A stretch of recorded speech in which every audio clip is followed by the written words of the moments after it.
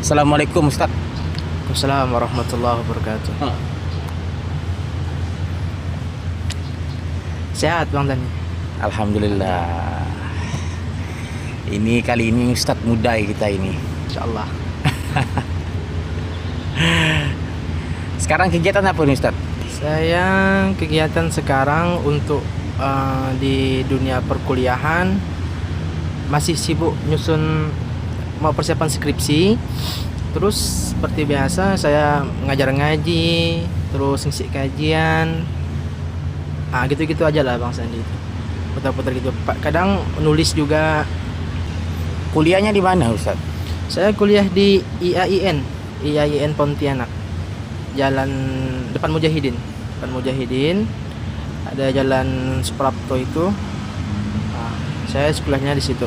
Udah masuk semester 7 sekarang. Oh, asalnya dari mana Ustaz? Saya asli orang Ketapang. Orang Ketapang. Ya. Desanya desa Sungai Bakau. Desa Sungai Bangkau. Sungai Bakau. Sungai Bakau. Ya. Berapa kilometer dari Ketapang? Pontianak Ketapang. Jauh sekali Bang Enggak, Sandi. ini dari Ketapang ya? Dari Ketapang kotanya. Ah, Sekitar 40 menit gitulah. 40 menit dari kota masuk ke desa itu. 40 menit. Itu tanda kelahiran di situ. Ya. Saya lahir Orang di tua sana. masih di sana. Orang tua masih di sana. Masih. Berapa saudara? 3 saudara saya. 3 bersaudara. Oh, laki-laki semua. Ya, laki-laki semua alhamdulillah.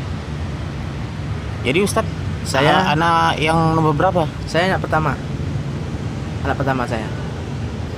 Oh begitu, anak yang pertama. Jadi yang 2 masih di kampung. Kedua masih di kampung. Satunya kelas 3 aliyah. Satunya lagi masih SD. Oh masih SD. Masih SD, yang Berarti kecil. masih muda ya orang tua ya. Masih. Jadi awalnya Ustadz tuh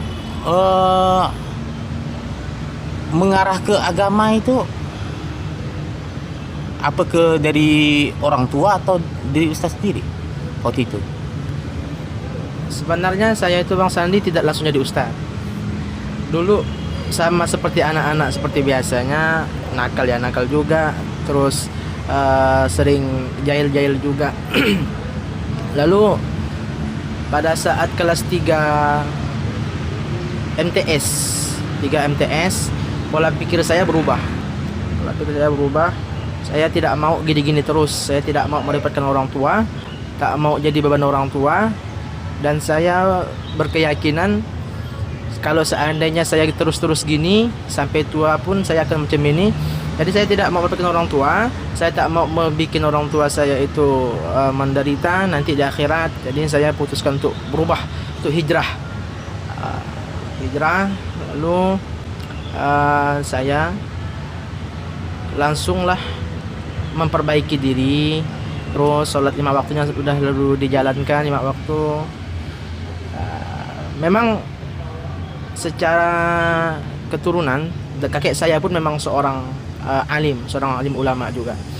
Jadi mungkin karena petuah beliau saya bisa dikasih Allah berkah dari beliau mungkin, lalu saya bisa mudah untuk belajar agama. Itu Bang.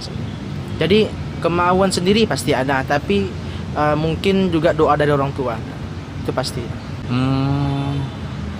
Jadi di saat perubahan itu ada itu umur berapa? Usia berapa? 15 tahun maksudnya. 15 tahun itu. 15 tahun. Jadi pola pikirnya berubah jadi ya. Iya. Dalam waktu umur 15 tahun itu kan. Kalau boleh tahu siapa kakek Ustadz? Kakek saya Yang seorang alim itu. Kakek saya namanya Haji Turidi Muksin. Kami itu Bang Sandi di kampung, kalau orang-orang alim itu tidak dipanggil ustaz, tidak dipanggil kiai, tapi dipanggil haji. Dipanggil haji. Di daerah Ketapang sana. Daerah Ketapang. Mengapa kayak gitu? Mungkin memang tradisi gitu Bang Sandi. Memang kalau di daerah kampung-kampung Melayu yang klasik, kampung-kampung Melayu yang lama itu, memang apalagi di tempat kami khususnya orang-orang yang pandai ilmu agama itu mereka jarang bergelar kiai, jarang bergelar ustadz, tapi mereka itu haji, dipanggil haji. Haji karena naik haji, udah karena pernah naik haji. Dibilang haji. Mm-mm. Karena kakek saya pun pernah umrah juga, jadi ya dipanggil lah sama orang-orang kampung Haji Turidi Mukhzin, mensyarah kitab yang ditulis oleh Syekh Abdul Samad Palimbani, kitab Hidayatus Salikin, disyarah beliau tapi tak sempat habis karena beliau sudah terlalu rapuh, sudah terlalu tua, akhirnya berhenti di jalan. Tidak sampai 3 lembar disyarah beliau, dijelaskan beliau kitab beliau. Ya, itu dalam jurusan apa itu di kitab itu?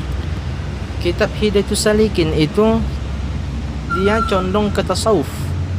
Condong ke tasawuf dia Bang Sandi. Tasawuf ya? Ya. Iya. Jadi dengan perubahan Ustadz di saat itu tuh sekolah MTS waktu itu ya, MTS kan sama dengan SMA kan? MTS SMP. SMP kan? SMA-nya di mana? SMA saya di MAN 2 Ketapang. Oh, Man 2 dari Ketapang ada juga ya? Ada MAN 2 di Ketapang. Nah. Oh, Jadi gitu. saya sekolahnya di MAN 2 Ketapang. Terus disitulah saya memulai merintis karir saya sebagai seorang yang mesti berubah gitu kan. Orang harus jadi orang baik. Jadi pada saat itu saya alhamdulillah menyabet beberapa prestasi, bahkan alhamdulillah saya kemarin menjadi lulusan terbaik. Gitu kan. Dan saya banyak ditawari di SMA. Iya, di MAN.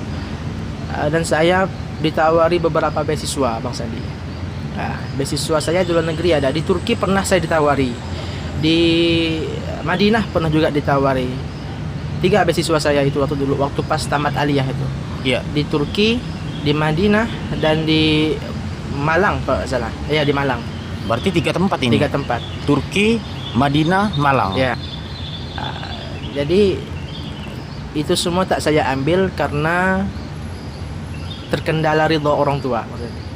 Ridho. Apa yang menyebabkan orang tua itu tidak ridho gitu? Apa yang mereka katakan? Sebenarnya itu sudah saya tanya Bang Sandi kepada terutama mama. Mama saya yang kurang berat gitu melepaskan saya keluar gitu. Karena pada saat itu Alasannya? Ya. Alasannya? Alasannya beliau itu belum pernah, kata mama, beliau itu belum pernah ditinggal sama anaknya, belum pernah. Jadi belum takut gimana ya? Takut mungkin sakit berat, rindu berat gitu. Nanti susah-susah pulang. Nanti kalau mama saya itu sakit berat, kata mama, nanti mungkin kalau kau balik sini mama tinggal nama. Akhirnya Jadi pikiran orang tua tuh sampai sedetil itu ya? Ya. Nah, jadi gitu Bang Sandi. Akhirnya saya putuskan ya ridallah fi ridal walidaini gitu kan. Ridha Allah tergantung ridha orang tua. Jadi saya putuskan saya cuma kuliah di Pontianak saja. Pontianak bisa pulang. Ini beasiswa nggak di IAIN? Tidak. Oh tidak. Tidak beasiswa saya. Pernah mengusulkan beasiswa, tapi tidak lulus. Nggak lulus. Ya, sedangkan beasiswa di luar negeri lulus. Oh iya. Memang rezeki Allah tuh itulah. Jadi sekarang Ustadz nih posisinya tinggal di?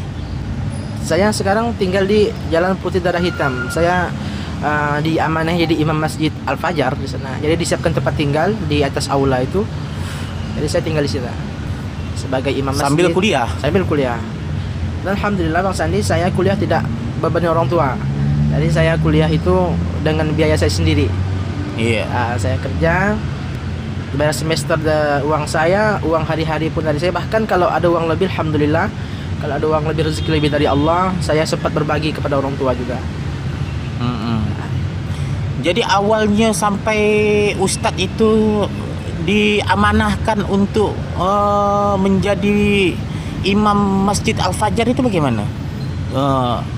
Prosesnya. Iya. Jadi pada saat itu saya ditelepon guru waktu di Mandua saya di Ketapang. Iya, iya. Assalamualaikum Sukma. Waalaikumsalam. Bisa ajarkan adik ibu ngaji Sukma? Bisa Bu, insyaallah. Jadi adiknya ibu guru saya itu ada tinggal di Danau Sentaru yang punya Mario Bento. Jadi saya ajar beliau. Saya ajar ngaji dari awal, dari Iqra sampai alhamdulillah sekarang bisa ngaji. Iya. Bisa ngaji. Akhirnya ternyata namanya Bang Roni.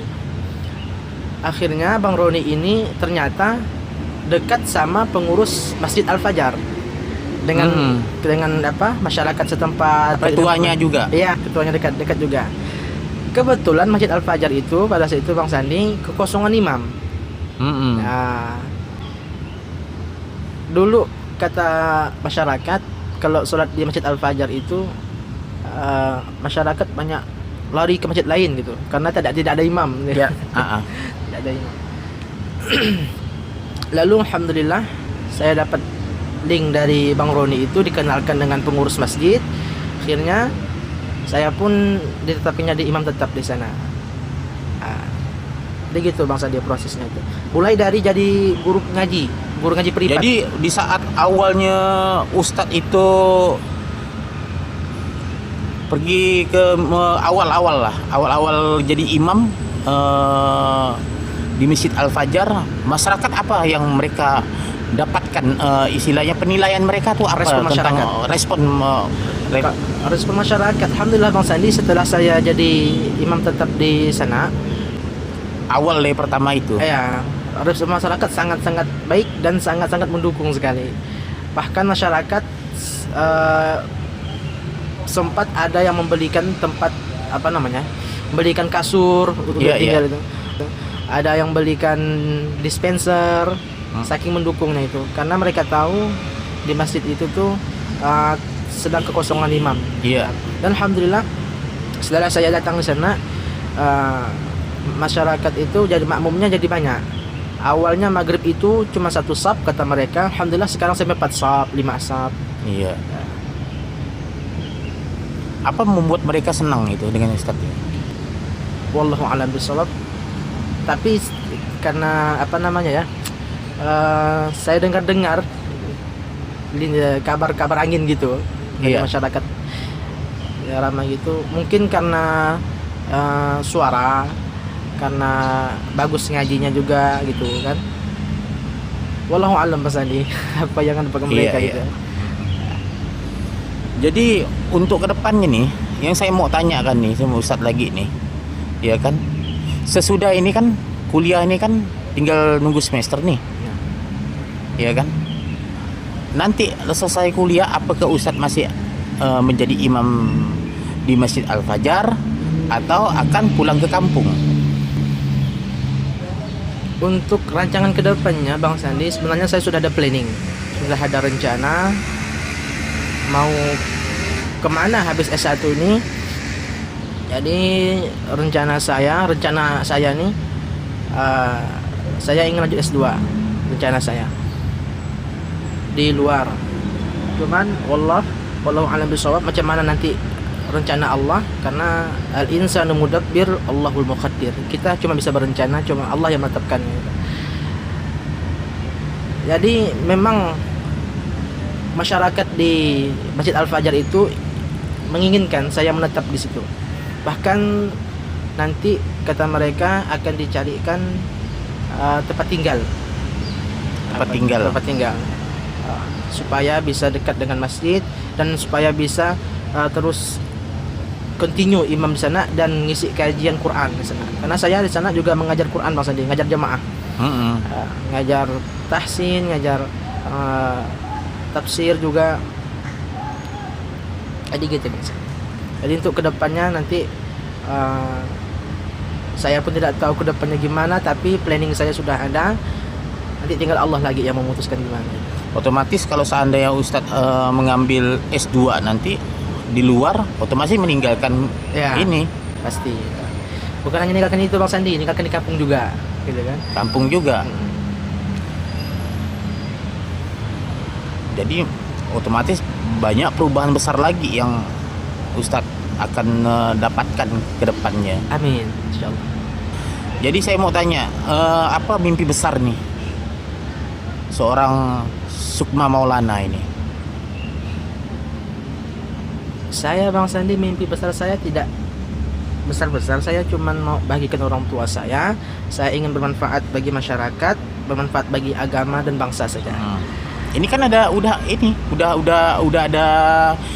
ada sumber ini, peluang di Masjid Al-Fajar, dan mereka mudah buat istilahnya di suatu kepengurusan, baik itu masjid, ya kan, untuk membuka diri gitu untuk seorang Sukma Maulana ini, Ya. sampai dibikinkanlah tempat tinggal, ya kan, menjadi imam tetap di situ, ya kan. Tidak mudah ini. Nanti bakalan kedepannya gamam nanti ada lagi nih. Ya. Jadi ada hal yang perlu Ustadz juga pikirkan di situ. Ya. Ya Bang Sandi. Betul kata Bang Sandi, kalau memang antusias masyarakat tuh dengan saya alhamdulillah baik gitu kan. Dan saya bersyukur pada Allah karena saya pun diterima dengan baik di situ. Saya disediakan tempat tinggal, bahkan saya Bang Sandi sempat satu tahun lebih sebelum pandemi, itu saya ditanggung makannya Bang Sandi selama 1 tahun lebih itu. Makannya ditanggung oleh Bang Roni yang menyarankan saya jadi imam di sana. Iya. Jadi beliau itu semoga Allah panjangkan usia beliau, semoga Allah itu luaskan rezeki beliau, berkahi beliau, dan mudah-mudahan beliau dapat rahmat Allah dunia dan akhirat nanti. Karena alhamdulillah dari wasilah beliau lah Allah mengutuskan ada rezeki bagi saya, dan saya pun dikenal dengan masyarakat di sana di Masjid Al-Fajar itu. Saya setahun ditanggung makan dari restoran Mario Bento itu Bang Sandi. Jadi makan itu siang malam ditanggung semua. Karena Lepaskan saking ya Ustaz tuh maskernya. Oh ya. Lepaskan ya, tidak apa-apa. Jadi saya itu saking antusiasnya masyarakat, saking maunya masyarakat itu, saya jadi imam, sampai-sampai makan pun ditanggung.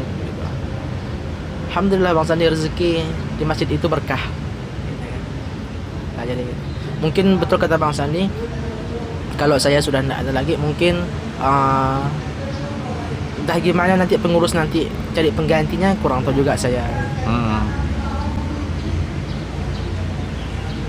Lagi pula masjid itu istilahnya besar, dan juga di pinggir jalan, ya kan? Ya. Jadi untuk mimpi besar tadi itu, tadi Ustadz bilang untuk melayani umat ya, Umat dan bangsa juga. untuk bangsa itu. Apa itu yang sampai sebagian kecil lah. Ya. Apa itu maksudnya untuk melayani bangsa, apa tuh? Ya. Melayani bangsa dulu lah. Oke. Jadi Subangsi Ustadz tuh ke dalam negara ini. Jadi kita sebagai warga negara yang baik Bang Sandi, saya sangat cinta dengan NKRI ini. Saya sangat sayang sekali dengan Indonesia ini, karena datuk-datuk saya itu pejuang juga Bang Sandi, pahlawan juga. Saya secara silsilah masih ada keturunan dari Raja Bugis, Raja Daeng Bangkam, Kerajaan Simpang di Sukadana, di daerah sana, di dekatnya Simpang sana, di Ketapang. Jadi rasa patriotisme atau rasa NKRI saya sangat cinta sekali NKRI. Saya sangat cinta saya sangat cinta dengan Indonesia. Jadi saya berusaha untuk memperbaiki akhlak atau untuk memperbaiki peradaban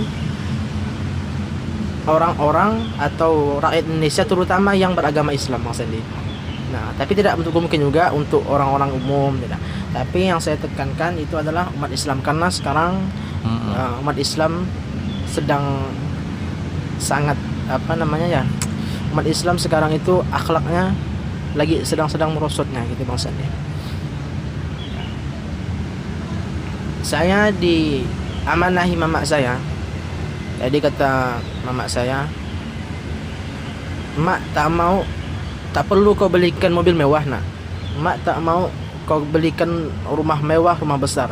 Mak cuma ingin dua. Cuma ingin dua," kata mak. Yang pertama, kau syiarkan agama Allah kepada orang yang belum kenal dengan Allah. Yang kedua, kau naikkanlah mak kau ni haji gitu. Jadi dua itulah amanah mak saya yang saya pegang sampai saat ini. Iya. Jadi saya berkomitmen berusaha untuk berkontribusi di masyarakat, agama dan bangsa. Di agama saya bisa seperti ya ngisi kajian, ceramah dengan segala macam-macam gitu kan. Terus secara bangsa atau kontribusi saya untuk bangsa negara, saya juga berusaha untuk memperbaiki peradaban juga gitu Bang Sandi. Dan saya juga ingin memotivasi kawan-kawan yang muda, generasi-generasi muda untuk senantiasa kita memikirkan bangsa dan negara kita. Itu Bang Sandi. Karena sekarang kita sedang darurat PKI juga Bang Sandi. Takutnya nanti negara kita dikuasai oleh komunis. Jangan sampai negara kita yang diperjuangkan oleh para kiai dan santri ini dengan secara mudahnya diambil oleh orang-orang yang tak mau bertuhan gitu Bang Zadi. Itu tugas semua rakyat Indonesia Bang Zadi. Menyelamatkan Indonesia dari paham-paham liberal, dari paham-paham komunis, Termasuk daripada agama-agama lain. ya. Menjadi subangsi. Ya, Saling menghormati, saling menghargai, itu yang harus yang kita lakukan. ya. Jadi saling menghormati pasti Bang Sandi. Saling toleransi itu pasti. Tidak, Indonesia ini, bahkan saya punya teman di Azhar, di Al Azhar Mesir Bang Sandi.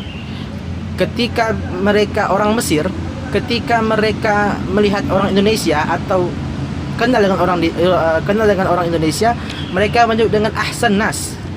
Ahsan nas kata mereka, sebaik-baiknya manusia. Ahsan nas. Kenapa? Karena mereka tahu Indonesia itu beragam-ragam suku, banyak bahasa, banyak bangsa, banyak suku, banyak adat istiadat, tapi mampu untuk saling toleransi, mampu untuk saling menghormati. Di situ sebenarnya letak poin plus kita di mata internasional, gitu Bang. Jadi ini tentu harus kita rawat betul-betul. Islam dengan Kristen harus saling menghormati, Buddha dengan Hindu saling menghormati. Pokoknya semualah agama-agama Indonesia ini. Karena pun la ikraha fid din, kita pun tidak dipaksa untuk beragama, untuk untuk masuk agama. Jadi gitu Bang Sandi. Jadi untuk menerapkan toleransi ini, kita harus lakum dinukum waliyadin. Amalkan agama kalian, aku pun mengamalkan agama aku. Lepas dari konteks ibadah pada Tuhan, kita bermuamalah, kita bersosial. Itulah kita menerapkan ukhuwah wataniyah. Ukhuwah wataniyah itu maksudnya persaudaraan dalam bangsa dan negara. Itu maksudnya. Gitu ya. Nah, luar biasa ya untuk pandangan daripada kebangsaan seorang Ustadz Maulana Sukma Maulana. Jadi saya kepingin mungkin kawan-kawan mau mendengar suaranya seorang Sukma Maulana. Hanya berapa ayat aja, ayat-ayat pendek aja. Ngaji. Ngaji ya, betul. Supaya kawan-kawan bisa mendengar. Silakan Mas. A'udzu billahi minasy syaithanir rajim. Bismillahirrahmanirrahim. والتين والزيتون وطور سينين وهذا البلد الأمين لقد خلقنا الإنسان في أحسن تقويم ثم رددناه أسفل سافلين إلا الذين آمنوا وعملوا الصالحات فلهم أجر غير ممنون فما يكذبك بعد بالدين أليس الله بأحكم الحاكمين. Itu surah At-Tin maksudnya. Luar biasa, luar biasa. Jadi saya merasa kagum dengan Ustadz ini. Muda, kuat. Muda adalah kekuatan. Ya. Iya kan? Ya, saya merasa menjadi orang yang pertama-tama lah yang mendengarkan kisah hidup Ustadz ini. Dari tadi ini kan saya itu kan mendengar Ya. perjalanan hidup Ustadz itu. Sekarang saya mau tanyakan kepada Ustadz nih, apa susahnya dalam kehidupan Ustadz nih? Susah senangnya, pedih pahitnya. Dulu ada sesuatu hal yang sangat-sangat pahit bagi saya, Bang Sandi, tentang masalah keluarga, karena orang tua saya tidak ditakdirkan Allah untuk bersama sampai akhir hayat. Akhirnya pisah mereka. Di situ saya mengalami depresi berat, ujian sangat berat sekali. Disitulah saya merasa ujian paling susah bagi saya, karena saya anak pertama, anak sulung, mesti jadi contoh yang baik bagi adik-adik saya yang duanya. Jadi ketika orang tua saya tidak bersama lagi, tidak sama-sama lagi, saya depresi. Saya itu, pikiran saya itu kemana-mana. Akhirnya saya memutuskan tidak mau lagi lanjut sekolah. Saya tidak mau lagi lanjut sekolah.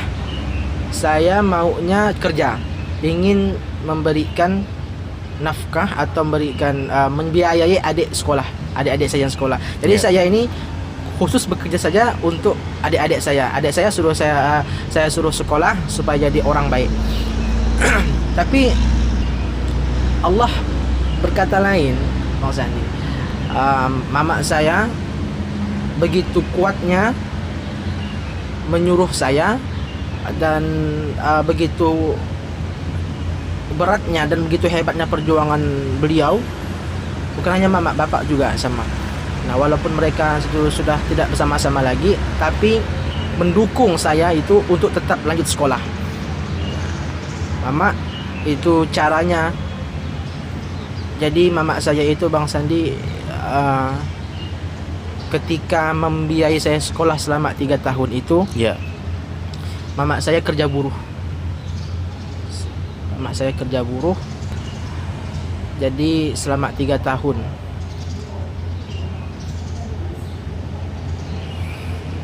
beliau tak pernah, Bang Sandi, beliau belum pernah kena sakit dalam sebenarnya. Tak pernah beliau kena sakit lambung, Bang Sandi. Tapi ketika beliau itu membiayai saya sekolah selama 3 tahun, beliau berbanyak penyakit, Bang Sandi. Sakit rematik, sakit urat. Dan di situ saya tidak mau mengecewakan orang tua saya. Saya tidak mau mengecewakan ibu saya. Karena saya sangat tahu sekali, ibu saya berangkat sebelum solat subuh. Sebelum azan subuh dah berangkat dari rumah. Ibu saya rela berkorban waktu solat. Ibu saya berkorban waktu solat, tidak solat subuh. hanya untuk bekerja, menghidupi saya dan adik-adik saya.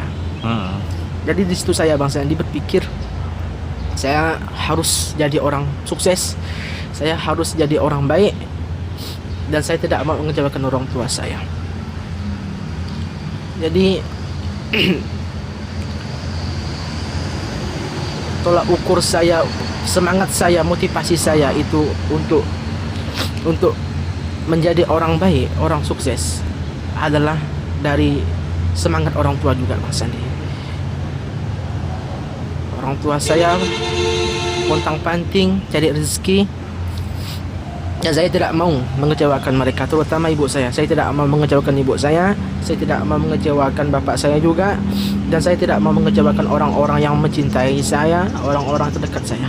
Jadi saya harus jadi orang baik, harus jadi orang bisa bermanfaat bagi masyarakat. Jadi itu Bang Sandi, susahnya, sulitnya saya dulu itu masih waktu kelas 3 MTS. Mama sama bapak itu sudah tidak sama-sama lagi. Di situ saya ujian saya paling berat, sangat-sangat berat sekali. Jadi disitulah saya mulai berpikir dewasa. Saya harus jadi orang hebat, saya harus jadi orang sukses, dan saya harus bahagiakan mama saya, harus bahagiakan bapak saya.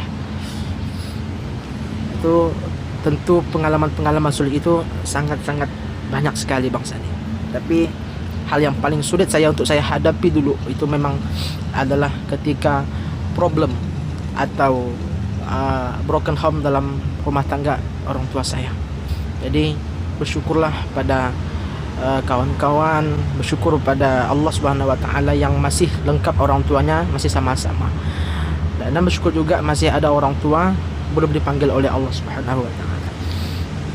Jadi gitu Mas. Jadi apa yang ingin Ustadz sampaikan kepada orang tua Ustadz? Ya silakan. Selama ini telah berjuang untuk membesarkan Ustadz, berjuang untuk menyekolahkan Ustadz, sampai Ustadz menjadi seorang yang muda dan diperlukan oleh masyarakat ramai. Apa yang ingin Ustadz sampaikan kepada orang tua? Ya silakan. Saya hanya ingin menyampaikan kepada orang tua saya yang sangat saya cintai Bang Sandi, yang sangat saya sayangi sekali. Terima kasih banyak atas doanya, terima kasih banyak atas didikan-didikan luar biasanya pada saya, dan terima kasih banyak untuk support, memotivasi saya dari saya nol sampai saya jadi seperti ini. Saya banyak-banyak berterima kasih pada mama, pada bapak, dan pada orang-orang terdekat saya, bibi saya, paman saya, Pak Long saya, segala macam di kampung. Yang tentunya kita sukses itu Bang Sandi bukan karena kepintaran kita, bukan karena kita itu cerdas, bukan karena kita itu orang hebat, tapi suksesnya kita itu karena kita menumpang tuah di doa orang tua kita, karena kita menumpang tuah doa di masyarakat. Jadi tidak perlu ada yang perlu disombongkan ketika jadi orang sukses. Ketika banyak mobil, ketika banyak rumah nanti, ketika banyak tanah di mana-mana berhektar-hektar, tak perlu sombong. Karena bagi saya pribadi, saya meyakini bahwasanya sukses itu yang didapat oleh seseorang itu bukan dari standarisasi kecerdasan dan kepintaran mereka, tapi mutlak dari pertama anugerah Allah Subhanahu wa taala, yang kedua doa dari orang tua. Karena tanpa doa dari orang tua, kita semua tidak ada apa-apanya.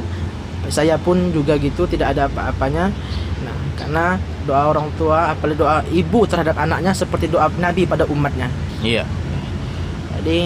Jadi saya setiap mau kemana-mana, saya selalu meminta doa kepada orang tua saya, selalu minta restu pada orang tua saya. Selamat belajar, saya ingin mereka mendoakan saya supaya ilmu saya bermanfaat, ditambahkan ilmu yang bermanfaat dari Allah untuk masyarakat. Jadi terima kasih banyak kepada orang tua saya yang sangat saya sayangi, yang sangat saya cintai. Saya belum bisa membalas apa-apa sekarang, tapi saya janji insya-Allah suatu saat nanti saya akan balas, walaupun tak dunia, saya akan balas di akhirat. Amin, Saya- amin. Saya Amin, akan amin. persembahkan hadiah terbaik untuk kedua orang tua saya. Mudah-mudahan saya mampu menghadiahkannya terbaik surga kepada kedua orang tua saya, Bang Sandi. Itu cita-cita saya, Bang Sandi. Amin. Terima kasih Ustadz ya. Ya. Mudah-mudahan Ustadz bisa memberikan sumbangsi lah, baik daripada masyarakat daerah kita ini Pontianak Ya. dan negara kita Indonesia yang terbaik lah. Ya. Iya kan? Amin, amin. Tidak ada istilahnya hal-hal yang jelek yang Ustadz ingin lakukan. Ya. Semuanya hal yang baik, Amin. membangun, Amin. saling menghargai, menghormati, Ya. saling berkasih sayang. Ya. Itu yang Ustadz ingin lakukan ya. Terima kasih Ustadz ya. Sama-sama, Bang Sandi. Mudah-mudahan selamat, Ya. panjang umur. Amin, insyaallah. Waktunya ya. Terima kasih banyak, Bang Sandi. Assalamualaikum. Waalaikumsalam warahmatullahi wabarakatuh.